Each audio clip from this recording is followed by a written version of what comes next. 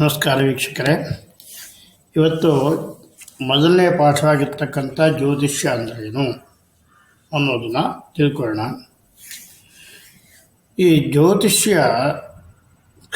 ಜ್ಯೋತಿಷ್ಯವು ಖಗೋಳಶಾಸ್ತ್ರ, ಗ್ರಹ ನಕ್ಷತ್ರಗಳ ಸ್ಥಾನ ಮತ್ತು ಅವುಗಳು ಮಾನವ ಜೀವನ ಮತ್ತು ಪ್ರಕೃತಿಯ ಮೇಲೆ ಹೊಂದಿದ ಪ್ರಭಾವವನ್ನು ಅಧ್ಯಯನ ಮಾಡುವ ಪ್ರಾಚೀನ ವಿಜ್ಞಾನ ಅಥವಾ ಶಾಸ್ತ್ರ. ಇದನ್ನು ಸಾಮಾನ್ಯವಾಗಿ ಭವಿಷ್ಯವಾಣಿ, ಜನ್ಮಕುಂಡಲಿ ವಿಶ್ಲೇಷಣೆ ಮತ್ತು ಶುಭಾಶುಭ ಕರ್ಮಗಳಿಗೆ ಸಂಬಂಧಿಸಿದ ಸಲಹೆಗಳಿಗಾಗಿ ಬಳಸಲಾಗುತ್ತೆ. ಭಾರತೀಯ ಸಂಪ್ರದಾಯದಲ್ಲಿ ಇದು ವೇದಾಂಗಗಳಲ್ಲಿ ಒಂದು ಅಂತ ಹೇಳಬಹುದು. ಈ ಜ್ಯೋತಿಷ್ಯದ ಪ್ರಮುಖ ಶಾಖೆಗಳು ಯಾವುದಪ್ಪ ಅಂದರೆ ಸಿದ್ಧಾಂತ ಜ್ಯೋತಿಷ್ಯ, ಗ್ರಹಗಳ ಗಣಿತ, ಖಗೋಳ ಸಿದ್ಧಾಂತ ಮತ್ತು ಪಂಚಾಂಗ ರಚನೆಯೊಂದಿಗೆ ಸಂಬಂಧಿಸಿದೆ ಅಂತ ಹೇಳ್ಬೋದು. ಸಂಹಿತ ಜ್ಯೋತಿಷ್ಯ ಅಂತಕ್ಕಂಥದ್ದು ಎರಡನೇದು. ಇದು ರಾಷ್ಟ್ರೀಯ ಘಟನೆಗಳು, ಪ್ರಕೃತಿ ವಿಪತ್ತುಗಳು ಮತ್ತು ಸಾಮೂಹಿಕ ಭವಿಷ್ಯವಾಣಿಯನ್ನು ಅಧ್ಯಯನ ಮಾಡಲು ಉಪಯೋಗ ಆಗುತ್ತೆ. ಮೂರನೇದಾಗಿ ಹೋರಾ ಜ್ಯೋತಿಷ್ಯ, ವ್ಯಕ್ತಿಗತ ಜನ್ಮಕುಂಡಲಿ ವಿಶ್ಲೇಷಣೆ, ಭವಿಷ್ಯ ಕಥನ ಮತ್ತು ಶುಭ ಮುಹೂರ್ತಗಳನ್ನು ನಿರ್ಧಾರ ಮಾಡೋದಕ್ಕೆ ಉಪಯೋಗಿಸ್ತಾರೆ. ನಕ್ಷತ್ರ ಜ್ಯೋತಿಷ್ಯ ನಾಲ್ಕನೇದು ಅಥವಾ ನಾಡಿ ಜ್ಯೋತಿಷ್ಯ ಅಂತ ಇದಕ್ಕೆ ಕರೀತಾರೆ. 27 ನಕ್ಷತ್ರಗಳ ಆಧಾರದ ಮೇಲೆ ವಿವರವಾದ ಭವಿಷ್ಯವಾಣಿ. ಪಾಶ್ಚಾತ್ಯ ಜ್ಯೋತಿಷ್ಯದಲ್ಲಿ ನ್ಯಾಟಲ್, ಮುಂಡೇನ್ ಮತ್ತು ಹೊರಾರಿ ಎಂಬ ಶಾಖೆಗಳು ಪ್ರಚಲಿತವಾಗಿದೆ. ನಿಮ್ಮ ರಾಶಿ ಹೇಗೆ ಗೊತ್ತು ಮಾಡ್ಬೋದು ಅಂತಂದರೆ, ಚಂದ್ರನ ರಾಶಿಯನ್ನು ಆಧರಿಸಿ ಇದನ್ನು ನಿರ್ಧಾರ ಮಾಡ್ಬೋದು. ಎರಡನೇದಾಗಿ ಸೂರ್ಯ ರಾಶಿ, ಇದು ನಿರ್ಧಾರಕ್ಕೆ ಜನ್ಮ ದಿನಾಂಕ, ಸಮಯ ಮತ್ತು ಸ್ಥಳದ ಅಗತ್ಯ ಬೇಕಾಗುತ್ತೆ. ಪಾಶ್ಚಾತ್ಯ ಪದ್ಧತಿ ಏನಪ್ಪ ಅಂದರೆ, ಸೂರ್ಯನ ಯಾವ ರಾಶಿಯಲ್ಲಿದ್ದಾನೋ ಜನ್ಮದಿನದ ಆಧಾರ, ಅದರ ಮೇಲೆ ಅದು ನಿಮ್ಮ ಸನ್ಸೈನ್ ಇದನ್ನು ತಿಳಿಸುತ್ತೆ. ಉದಾಹರಣೆಗೆ ಏಪ್ರಿಲ್ 15ರಂದು ಜನಿಸಿದವರು ಮೇಷರಾಶಿಯವರು ಅಂತ ಹೇಳಿ ಪಾಶ್ಚಾತ್ಯ ರೀತಿಯಲ್ಲಿ ನಿರ್ಧಾರ ಮಾಡ್ತಾರೆ.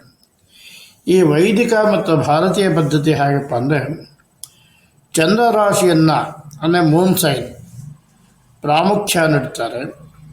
ಇದು ಜನನ ಸಮಯದಲ್ಲಿ ಚಂದ್ರನ ಸ್ಥಾನದ ಆಧಾರದ ಮೇಲೆ ನಿರ್ಧಾರ ಮಾಡಲಾಗುತ್ತೆ. ಮಹತ್ವ ಏನಪ್ಪ ಅಂದರೆ, 100% ನಿಖರತೆ. ಜನ್ಮ ಸಮಯದ ಲಗ್ನಪತ್ರಿಕೆ, ಜನ್ಮಕುಂಡಲಿ ಅಗತ್ಯ. ಈ ಸಾಧನೆ ಆನ್ಲೈನ್ ಜನ್ಮಕುಂಡಲಿ ಜನರೇಟರ್ಗಳು ಸಿಗುತ್ತವೆ. ಉದಾಹರಣೆಗೆ ಆಸ್ಟ್ರೋಸೇಜು, ಅದನ್ನು ಬಳಸ್ಬೋದು.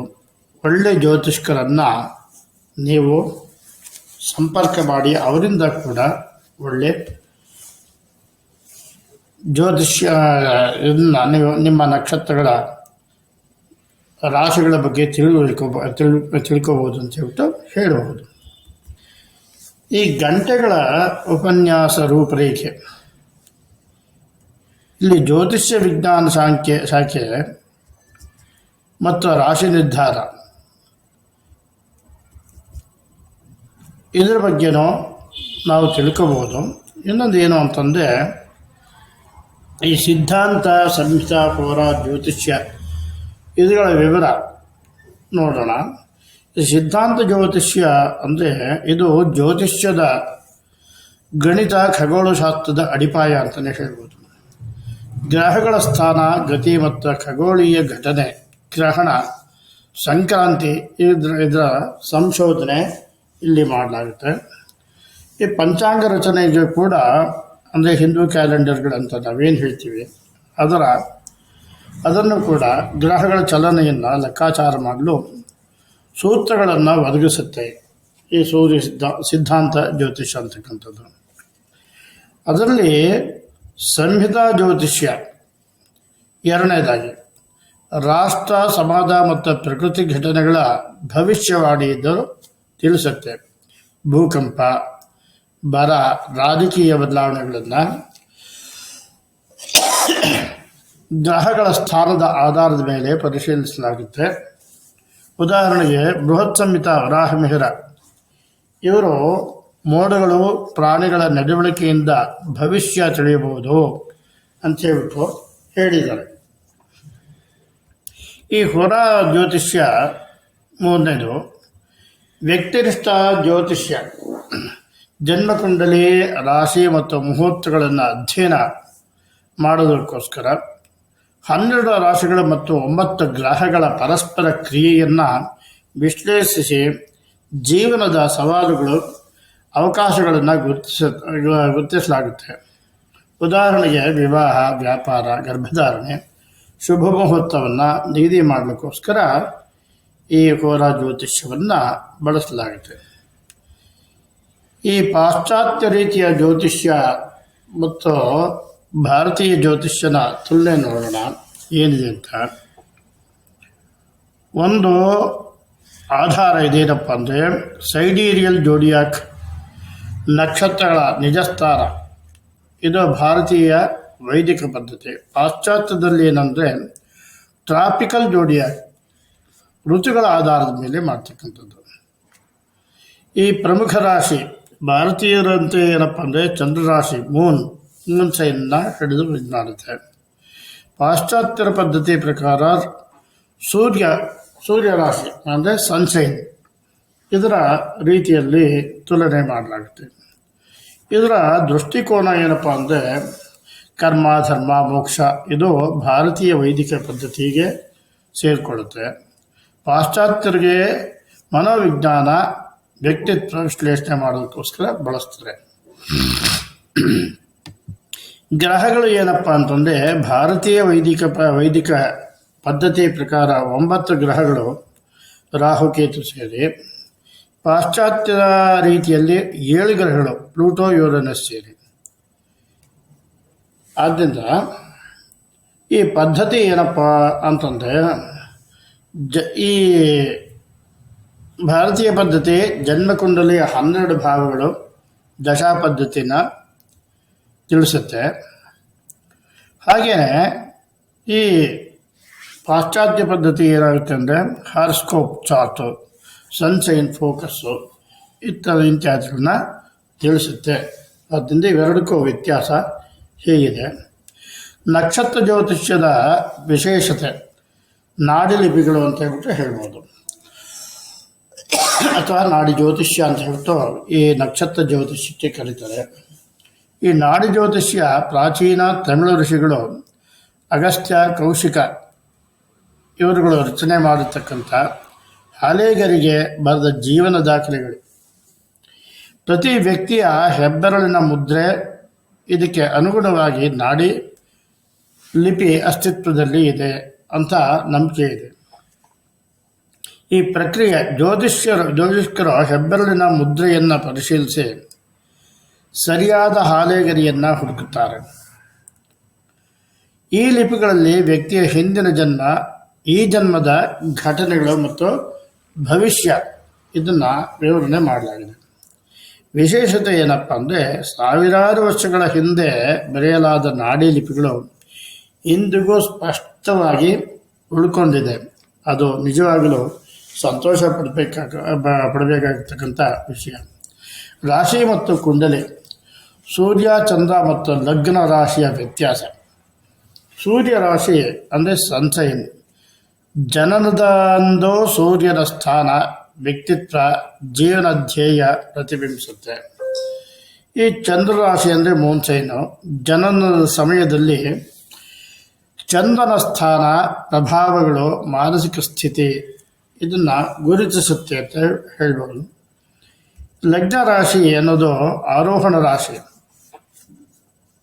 ಪೂರ್ವ ದಿಕ್ಕಿನಲ್ಲಿ ಉದಯಿಸುತ್ತಿದ್ದ ರಾಶಿ ಶಾರೀರಿಕ ಗುಣಲಕ್ಷಣಗಳು ಜೀವನದ ಪ್ರಾರಂಭದ ವಿಷಯಗಳನ್ನು ಸೂಚಿಸುತ್ತೆ.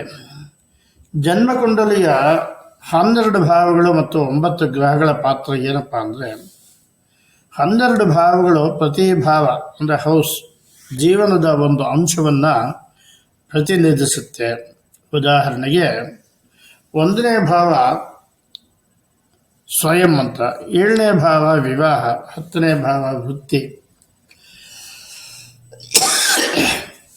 ಹೀಗೆ 9 ಗ್ರಹಗಳು ನವಗ್ರಹಗಳು ಏನು ಸೂಚಿಸುತ್ತೆ ಅಂದರೆ ಸೂರ್ಯ, ಚಂದ್ರ, ಮಂಗಳ, ಬುಧ, ಗುರು, ಶುಕ್ರ, ಶನಿ, ರಾಹುಕೇತು ಇವುಗಳು 9 ಗ್ರಹಗಳು.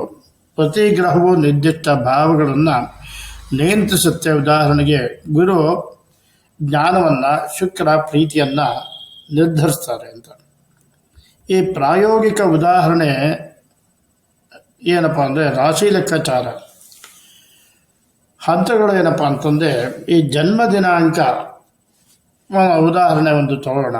15 ಜುಲೈ 1990, ಸಮಯ ಸಾಯಂಕಾಲ 5:30, ಸ್ಥಳ ಬೆಂಗಳೂರು. ಸಾಧನೆ ಏನಪ್ಪ ಅಂದರೆ ಅಸ್ಟ್ರೋಸೈಡ್ನಲ್ಲಿ ಜನ್ಮಕುಂಡಲಿ ಅಥವಾ ಕ್ಯಾಲ್ಕುಲೇಟರ್ ಬಳಸಿ ಇದನ್ನ ಮಾಡ್ಬೋದು. ಅದಾದಮೇಲೆ ಒಳ್ಳೆ ಜ್ಯೋತಿಷ್ಕರ ಹತ್ರ ಹೋಗಿ ಇದನ್ನು ನಿರ್ಧಾರ ಮಾಡ್ಬೋದು. ಫಲಿತಾಂಶ ಏನಪ್ಪ ಅಂದರೆ ಚಂದ್ರನ ಕರ್ಕಾಟಕ ರಾಶಿಯಲ್ಲಿದ್ದರೆ ಚಂದ್ರ ರಾಶಿ ಅಥವಾ ಕರ್ಕಾಟಕ ರಾಶಿ ಅಂತ ಹೇಳ್ಬಿಟ್ಟು ಅದನ್ನು ಹೇಳುವುದು. ನಿಖರವಾದ ಲೆಕ್ಕಾಚಾರ, ಜನನದ ಸಮಯ, ನಿಮಿಷಗಳು ಮತ್ತು ಸ್ಥಳಾವಕಾಶ, ಲ್ಯಾಂಟಿಟ್ಯೂಡ್ ಅತ್ಯಂತ ಮಹತ್ವದ್ದು ಅಂತ. ಜ್ಯೋತಿಷ್ಯ ಗ್ರಹ ಮತ್ತು ಜ್ಯೋತಿಷ್ಯವು ಗ್ರಹ ನಕ್ಷತ್ರಗಳ ಗಣಿತದಿಂದ ಹಿಡಿದು ವ್ಯಕ್ತಿಯ ಜೀವನದ ಸೂಕ್ಷ್ಮ ವಿವರಗಳವರೆಗೆ ವಿಸ್ತರಿಸಿದ ವಿಶಾಲ ಶಾಸ್ತ್ರ. ಈ ಪಾಶ್ಚಾತ್ಯ ಮತ್ತು ಭಾರತೀಯ ಪದ್ಧತಿಗಳ ನಡುವಿನ ಮೂಲಭೂತ ವ್ಯತ್ಯಾಸಗಳು ಹೊರಗಿನವರಿಗೆ ಗೊಂದಲಕ್ಕೆ ಈಡು ಮಾಡುವುದು. ಆದರೆ ಎರಡೂ ವ್ಯವಸ್ಥೆಗಳು ಮಾನವನ ಜೀವನದ ಸಂಕೀರ್ಣತೆಯನ್ನು ಅರ್ಥ ಮಾಡಿಕೊಳ್ಳಲು ಪ್ರಯತ್ನಿಸುತ್ತವೆ. ನಕ್ಷತ್ರ ಜ್ಯೋತಿಷ್ಯ ಮತ್ತು ನಾಡಿಲಿಪಿಗಳಂತಹ ಪ್ರಾಚೀನ ತಂತ್ರಗಳು ಭಾರತೀಯ ಜ್ಯೋತಿಷ್ಯದ ಗಾಢವಾದ ಆಧ್ಯಾತ್ಮಿಕ ಮತ್ತು ವೈಜ್ಞಾನಿಕ ಪರಂಪರೆಯನ್ನು ಪ್ರತಿಬಿಂಬಿಸುತ್ತೆ ಅಂತ ಹೇಳ್ಬಿಟ್ಟು ಹೇಳಬಹುದು. ಅದಾದ ನಂತರ ಸಿದ್ಧಾಂತ ಜ್ಯೋತಿಷ್ಯ ಏನಪ್ಪ ಅಂತಂದರೆ, ಸಿದ್ಧಾಂತ ಜ್ಯೋತಿಷ್ಯವು ಖಗೋಳಶಾಸ್ತ್ರ ಮತ್ತು ಗಣಿತದ ಆಧಾರದ ಮೇಲೆ ನಿಂತ ಪ್ರಾಚೀನ ಭಾರತೀಯ ಜ್ಯೋತಿಷ್ಯ ಶಾಖೆ. ಇದು ಗ್ರಹಗಳ ಚಲನೆ, ನಕ್ಷತ್ರಗಳ ಸ್ಥಾನ ಮತ್ತು ಖಗೋಳೀಯ ಘಟನೆಗಳನ್ನು ನಿಖರವಾಗಿ ಲೆಕ್ಕಾಚಾರ ಮಾಡುವ ವಿಜ್ಞಾನ. ಇದನ್ನು ಜ್ಯೋತಿಷ್ಯದ ಗಣಿತೀಯ ಮೂಲ ಅಂತಲೇ ಪರಿಗಣಿಸಲಾಗುತ್ತೆ.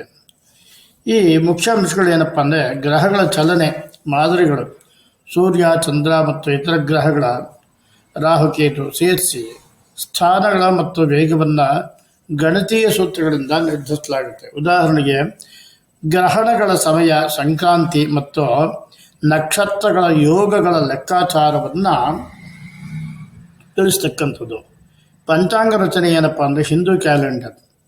ಈ ಪಂಚಾಂಗ ರಚನೆಯ ಸಿದ್ಧಾಂತ ಜ್ಯೋತಿಷ್ಯ ಅತ್ಯಂತ ಅತ್ಯಗತ್ಯ ಅಂತಲೇ ಹೇಳಲಾಗುತ್ತೆ. ತಿಥಿವಾರ, ನಕ್ಷತ್ರ, ಯೋಗ ಮತ್ತು ಕರಣಗಳನ್ನು ಈ ಶಾಖೆಯ ಸೂತ್ರಗಳಿಂದ ನಿರ್ಧಾರ ಮಾಡಲಾಗುತ್ತೆ. ಈ ಪ್ರಾಚೀನ ಗ್ರಂಥಗಳು ಏನಪ್ಪ ಅಂದರೆ ಸೂರ್ಯ ಸಿದ್ಧಾಂತ, ಆರ್ಯಭಟ ಸಿದ್ಧಾಂತ, ಬ್ರಹ್ಮಸ್ಫುಟ ಸಿದ್ಧಾಂತ ಅಂತ ಹೇಳ್ಬಿಟ್ಟು. ಈ ಸೂರ್ಯ ಸಿದ್ಧಾಂತ ಸೂರ್ಯನ ಚಲನೆ, ಗ್ರಹಗಳ ನಿಯಮಗಳನ್ನು ವಿವರಿಸುತ್ತೆ. ಆರ್ಯಭಟೀಯ ಸಿದ್ಧಾಂತ ಏನಪ್ಪ ಅಂದರೆ ಆರ್ಯಭಟನು ರಚಿಸಿದ ಈ ಗ್ರಂಥಗಳಲ್ಲಿ ಗ್ರಹಗಳ ವೃತ್ತಾಕಾರ ಚಲನೆ ಮತ್ತು ಖಗೋಳ ಸಿದ್ಧಾಂತಗಳು ಸೇರಿವೆ. ಬ್ರಹ್ಮಸ್ಫುಟ ಸಿದ್ಧಾಂತದಲ್ಲಿ ಬ್ರಹ್ಮಗುಪ್ತನ ಗ್ರಂಥ. ಇದರಲ್ಲಿ ಗ್ರಹಗಳ ಸ್ಥಾನ ಲೆಕ್ಕಾಚಾರದ ಸುಧಾರಿತ ವಿಧಾನಗಳನ್ನು ಒಳಗೊಂಡಿದೆ ಅಂತ ಹೇಳ್ಬಿಟ್ಟು ಹೇಳ್ಬೋದು. ವೈಶಿಷ್ಟ್ಯ ಏನಪ್ಪ ಅಂದರೆ ನಿಖರತೆ, ಭೂಮಿಯ ಆವರ್ತನ, ಗ್ರಹಗಳ ವಕ್ರಗತಿಯಂತಹ ಸಂಕೀರ್ಣ ಖಗೋಳ ಸಿದ್ಧಾಂತಗಳನ್ನು ಗಣಿತದ ಮೂಲಕ ಪರಿಹರಿಸುತ್ತೆ. ವೈಜ್ಞಾನಿಕತೆ, ಆಧುನಿಕ ಖಗೋಳಶಾಸ್ತ್ರದೊಂದಿಗೆ ಹೋಲಿಸಿದರೆ ಸಿದ್ಧಾಂತ ಜ್ಯೋತಿಷ್ಯದ ಲೆಕ್ಕಾಚಾರಗಳು 90ರಿಂದ 95% ನಿಖರ ಅಂತ ಅಧ್ಯಯನಗಳು ಸೂಚನೆ ಕೊಟ್ಟಿದೆ. ಉಪಯೋಗಗಳೇನಪ್ಪ ಅಂತಂದರೆ ಮುಹೂರ್ತ ಅಂದರೆ ಶುಭ ಸಮಯ ನಿರ್ಣಯ ಮಾಡೋದಕ್ಕೆ, ಹಬ್ಬಾವರ್ತಗಳು ದಿನಾಂಕಗಳನ್ನು ನಿರ್ಧಾರ ಮಾಡೋದಕ್ಕೆ, ಜನ್ಮಕುಂಡಲಿಯ ರಚನೆಗೆ ತುಂಬ ಬೇಕಾಗಿರ್ತಕ್ಕಂಥದ್ದು ಅಂತ ಹೇಳಬಹುದು. ಪ್ರಾಮುಖ್ಯ ಏನಪ್ಪ ಅಂದರೆ ಸಿದ್ಧಾಂತ ಜ್ಯೋತಿಷ್ಯವು ಭಾರತೀಯ ಜ್ಞಾನ ವಿಜ್ಞಾನದ ಸಾಂಸ್ಕೃತಿಕ ಪರಂಪರೆಯ ಪ್ರತೀಕ. ಇದು ಖಗೋಳಶಾಸ್ತ್ರದ ಗಣಿತ ಮತ್ತು ಆಧ್ಯಾತ್ಮಿಕತೆಯ ಸಂಗಮವನ್ನು ಪ್ರತಿನಿಧಿಸುತ್ತೆ. ಆಧುನಿಕ ಯುಗದಲ್ಲಿ ಅಂದರೆ ಇಸ್ರೋ ನಂತರ ಸಂಸ್ಥೆಗಳು ಸಹ ಈ ಪ್ರಾಚೀನ ಸಿದ್ಧಾಂತಗಳಿಗೆ ಪ್ರೇರಣೆ ಪಡೆದಿದೆ ಅಂತ ಹೇಳ್ಬೋದು. ಸಾರಾಂಶ ಏನಪ್ಪ ಅಂದರೆ ಗ್ರಹ ನಕ್ಷತ್ರಗಳ ಗಣಿತೀಯ ಭಾಷೆಯನ್ನು ಅರ್ಥ ಮಾಡಲು ಸಿದ್ಧಾಂತ ಜ್ಯೋತಿಷ್ಯ ಮೂಲಭೂತವಾದುದು. ಇದು ಜ್ಯೋತಿಷ್ಯವನ್ನು ಅಂಧವಿಶ್ವಾಸದಿಂದ ವೈಜ್ಞಾನಿಕಕ್ಕೆ ಏರಿಸುತ್ತೆ ಅನ್ನೋದ್ರಲ್ಲಿ ಸಂಶಯವಿಲ್ಲ. ನಮಸ್ಕಾರ.